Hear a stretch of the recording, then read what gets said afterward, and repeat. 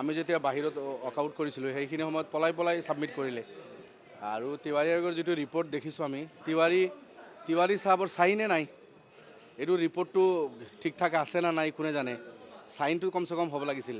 এনেকুৱা এটা ঘটনাৰ পিছত এনেকুৱা এটা মাছাকাৰৰ পিছত ৰিপৰ্ট এটা প্ৰস্তুত কৰিলে আৰু তেতিয়া চৰকাৰে প্ৰস্তুত কৰিব দিলে ৰিপৰ্টটো তেতিয়া ছাবমিট কৰিলে উইদাউট চাইন ৰিপৰ্টটো লৈ ল'লে আৰু 42 বছৰ পেলাই থ'লে কোনো ধৰণৰ একশ্যন নাই এতিয়া 42 বছৰ পিছত যদি টেবুলেশ্যন কৰিছে 42 বছৰ পিছত যদি এইটো আনি এই বুকটো আমাৰ হাতত তুলি দিছে অলপ কেইখিলামান কাগজ দিলে কি লাভ হ'ব হাজাৰ ইন'চেণ্ট মানুহ 83 মানে মৰিছিল চবেই জানে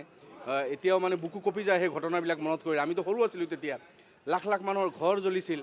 এই ঘটনাবিলাক ঘটিল গতিকে কেইখিলামান কাগজ উঠাই হাতত দিলে যথেষ্ট নহয় মুখ্যমন্ত্ৰীক মই আহ্বান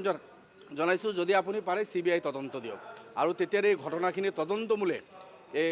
কোনে হত্যা কৰিলে হত্যাকাৰীসকলক চিনাক্ত কৰি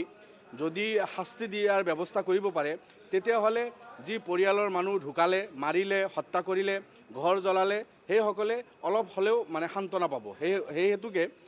এইটো আৰু হাতত তুলি নিদি এইটোতো হৈ গ'ল CBI তদন্ত দিয়ক মুখ্যমন্ত্ৰী যদি পাৰে চাওঁ এতিয়া পৰিস্থিতিটো চাই লওঁ যিহেতু সদনত আমি নথকাতে যোৱাকালি তেখেতে দি দিলে কি পৰ্যায় আছে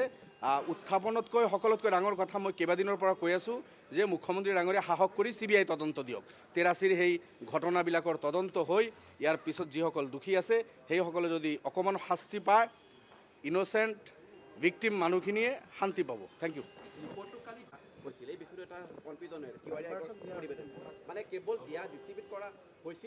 আমি সেই সময়ত তাকে ক'লোঁ যে এডজন মোশ্যনৰ পিছত যেতিয়া মুখ্যমন্ত্ৰীৰ সন্তুষ্টজনক বক্তব্য আমি নাপালোঁ আমি ৱৰ্কআউট কৰিছিলোঁ বাহিৰত আছিলোঁ তেতিয়াই তেখেতসকলে কি কৰিছে কেনেকৈ দিছে নাজানো সেই ঘটনাখিনি আমি সদনত নাছিলোঁ সেই সময়ত